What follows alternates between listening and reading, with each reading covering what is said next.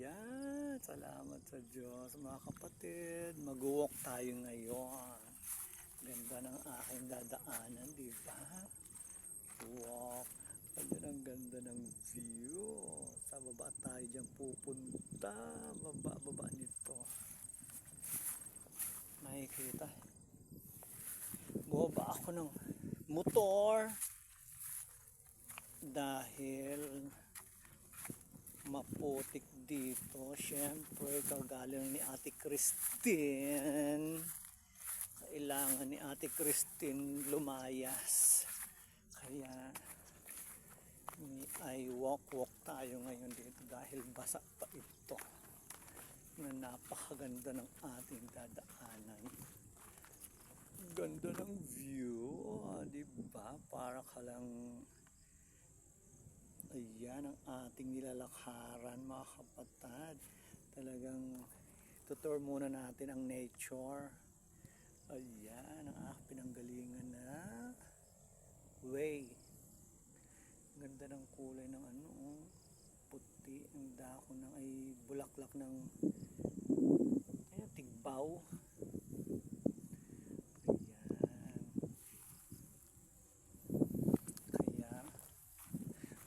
Walk na tayo.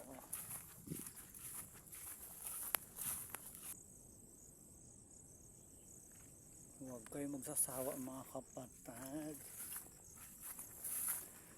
Pag nag-walk tayo, walk lang ng walk. Aray ko. Kung napapansin nyo mga kapatid, walang bahay dito. Yan kaya kailangan araw ka dito maglalakad.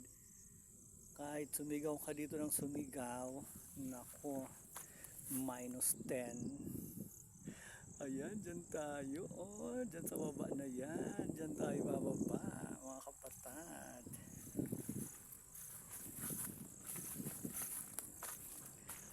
Ang ganda ng ating daan. Maganda dito yung daan, medyo maputik lang ngayon. Hindi siya mabato.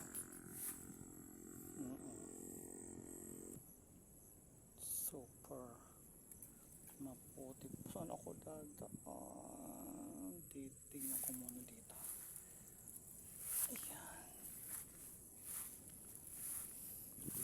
Kaso lang basa pa talaga. Dito na nga lang ako sa damuhan dadaan. Basa pa talaga siya mga kapatid. Inay, sana ako tatawid. Ang cute. Kaya hindi talaga siya pwedeng madadaanan pa ng motor. Tapos sa angkas ako na ko. Ayoko nga. Ayan. Inay. Sana ako tatawid. Ano ba? Basang-basa. May water pa. Ayan. Saan pa dito?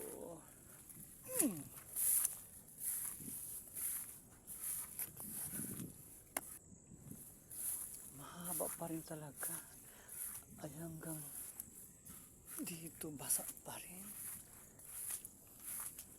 Hindi pa kasi talaga dito umaaraw. Nung isang araw kasi. Kahapon lang naman ng bandang tanghali umalis dito si Ate Christine sa aming lugar. Ayan, medyo may pag-asa na. Nakikita nyo na mga kapatid. Ayan na ang coastal. Sa baba niyan. Ayan. Hala. Maputik. Mahabang putikan ito.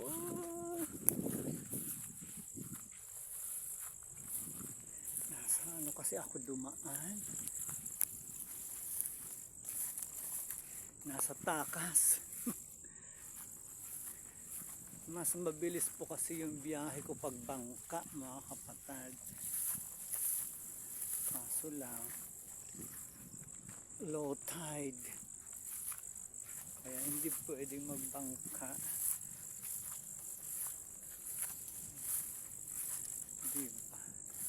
Ganda-ganda nito daanan pag tuyo. Hala. Hmm. Gilid-gilid. Yan. Meron dito hindi masyado basa. Aray.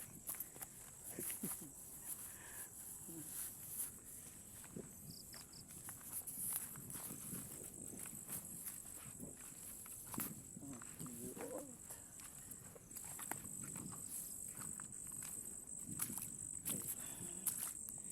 Dito na ako dumadaan ako sa may tubig na mismo. Oh, sarap.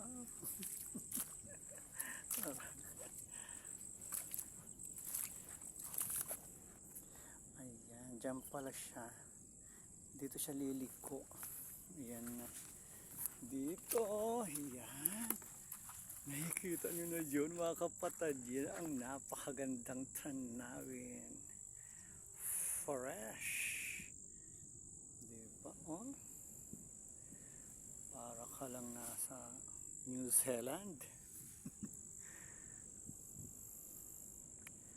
Ayan, ang ganda ng paligid ko.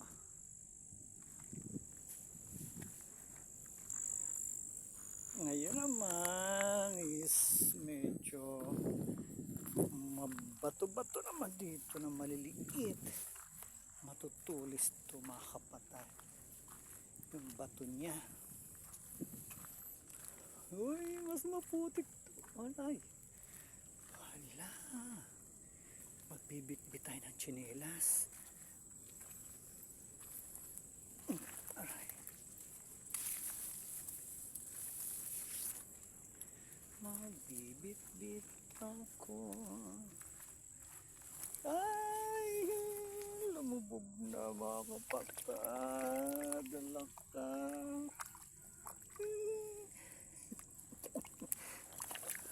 Wala. Saan na yun? Tsinelas ko. Ayan, putik pa more. Malalim na dito. Ay bit-bit na ako.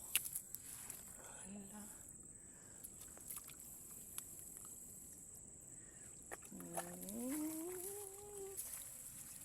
Ang lalim niya mga kapatid. Halaka. Napakalalim naman dito. Hay! Hala. Oh. Yung pa ako. Kalahati. May narinig ako ng motor. Wala.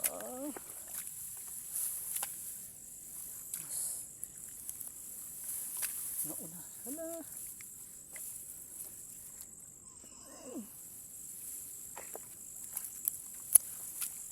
Mahirap ngayon dito dumaan mga kapatid. Hala. Lalim. Aray ko. Napakaliliit kasi ng bato. Sarap. Ay. Pero naku, kahit masakit ang paa sa mga bato-bato na yan mga kapatid. Ang ganda-ganda ng view. Ayan na siya. Naku. Pag nakikita ko yung view na yan,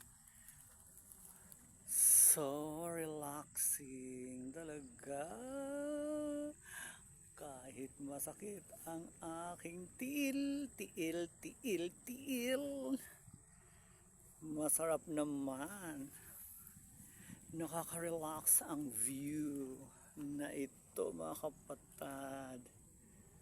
Maya-maya pa konti nandoon na tayo sa pinakatuktok nitong coastal.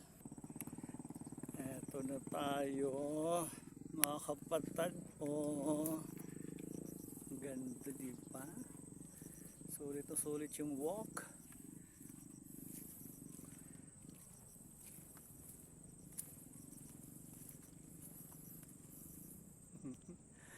Napakaganda. Ayan. Sana kung malinaw lang talaga ang kalangitan ngayon. Oh, naku, kitang kita yung puro. Puro. Nandito po ako ngayon sa Sitio Mabariu.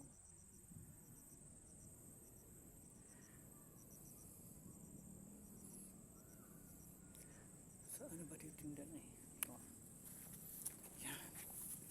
Walk na naman tayo. Another pababa yan mga kapatid. Siguro mga 20 minutes or 10 minutes ando na tayo. Sige, dyan muna. Palusong lang ito mga kapatid. Diba ang ganda ng daan? Ito yung dinadaanan ng motor.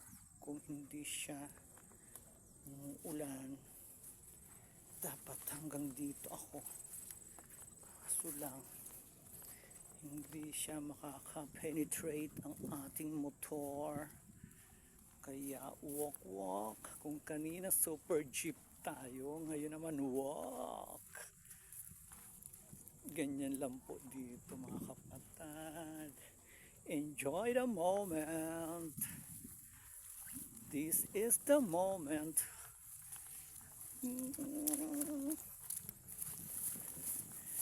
Yan. Medyo nakababa na tayo ng konti.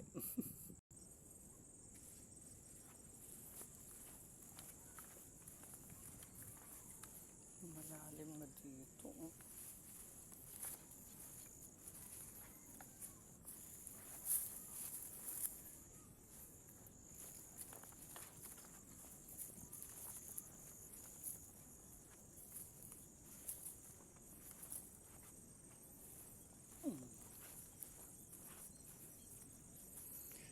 Ganda. May mga kamuting kahoy na tanim sila oh. At saging. Mabuti nga't hindi yan na galaw ni Ate Christina, no? Yung mga saging nila.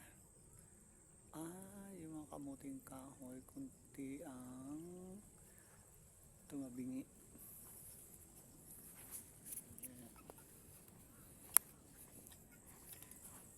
Yun na, malapit-lapit na tayo. Yan, ilang kembota na lang. Kakarating na ako doon. Wala nang 200 di pa.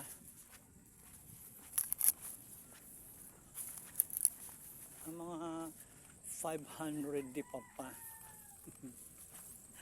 Tansyahan lang ito mga kapatid. Nandito na ako sa baba. Katabi na ito ng dagat mga kapatid. Nga maraming puno. Kaya hindi natin nakikita yung dagat. Maraming niyog. Yan. Diyan na po ako pupunta. Sa baba na yan. After 48 years nakarating din. Salamat sa Diyos.